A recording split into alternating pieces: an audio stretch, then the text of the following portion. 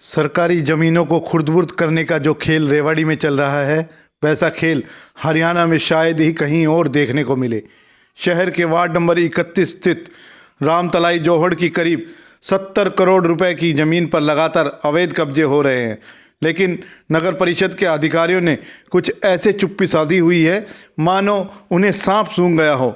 सरकारी रिकॉर्ड के अनुसार रामतलाई सरोवर की ज़मीन 13,763 वर्ग गज यानी 23 कनाल 15 मरला है।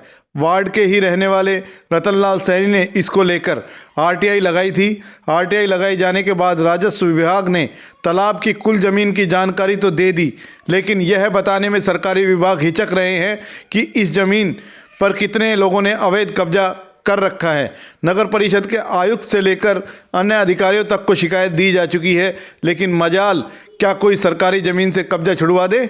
लोगों ने यहाँ अपने मकान बना लिए, किसी ने कब्जा करके गायों को रख लिया और यह कब्जा दिन ब दिन बढ़ता ही जा रहा है। वैसे सरकारी रिकॉर्ड में तो इस तालाब को अमृत सरोवर योजना में शामिल किया गया है, लेकिन योजनाएं तो तब सिरे चढ़ेगी जब कब्जे छूटेंगे।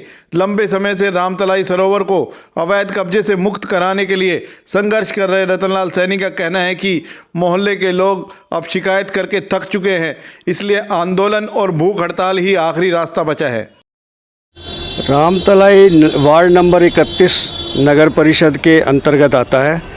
इसमें हमने एक आरटीआई लगाई थी, उसमें हमने 3-4 बिंदुओं की मांग की थी, तो उन्होंने जो है स्पष्ट रूप से हमें सूचना नहीं दी।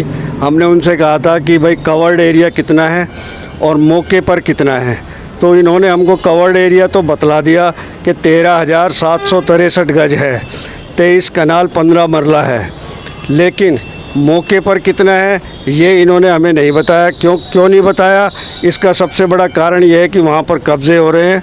लोगों ने वो ज़मीन कब्जा ली है, पक्के मकान बना लिए हैं, अवैध रूप से कब्जे किए हुए हैं। और हमारी सबसे बड़ी मांग वहाँ पर ये है कि उस जगह से कब्ज़े हटवाए जाएं और वहाँ जो गंदगी है, नालों का पानी और बरसात का पानी, गंदा पानी वहाँ उस रामतलाई में इकट्ठा होता है और वो जोड़ का रूप ले लिया है। और हम चाहते हैं कि उस गंदे पानी का निकासी जो है सीवर में की जाए, वहाँ ना जाए, और वहाँ जितनी भी गंदगी पड़ी है उस गंदगी को साफ़ कराया जाए।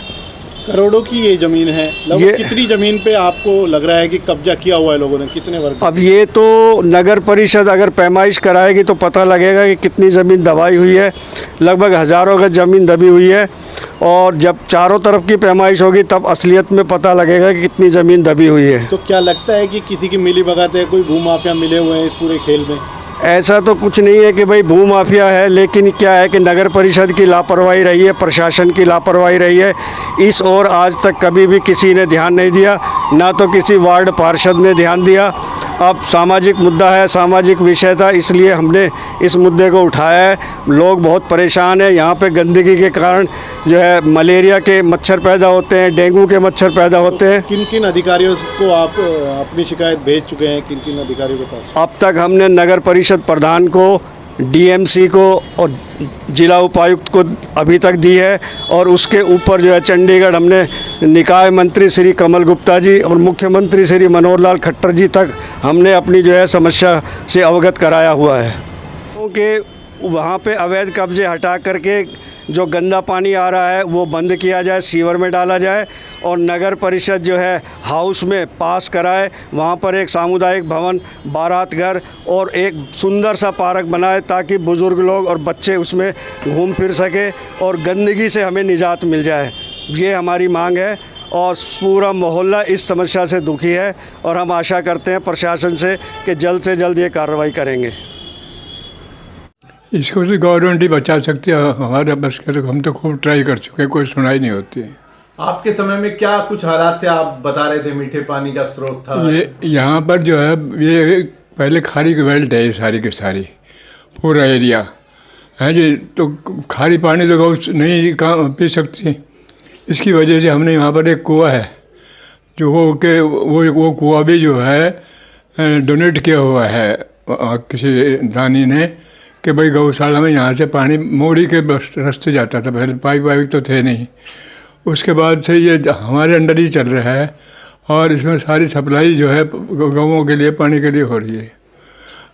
तो इस तालाब को कैसे बचाया जाए? क्या पानी ही भरवाया जाए, क्योंकि जल का महत्वपूर्ण स्रोत है और अवैध कब्जे बहुत ज़्यादा हो रहे हैं? बहुत ज़रूरी चीज़ है ये, और एक सोलर आई, ये दो ऐसी चीज़ें। अब ये बिहारी लोग जो आते हैं ये बेचारे टेम्परेरी वो करते हैं अपने अरेंजमेंट, कुओं से पानी डाल करके इनकी छठ पूजा होती है, तो ये भी बेचारे बहुत परेशान हैं, इनको भी फ़ायदा हो जाएगा। और ये धार्मिक चीज़ें बनाई इसलिए ये सोलर आई, इस नाम इसका जो रखा गया है वो यहाँ से सोलर रास्ते भरते थे, इसलिए इसका नाम सोलर आई है।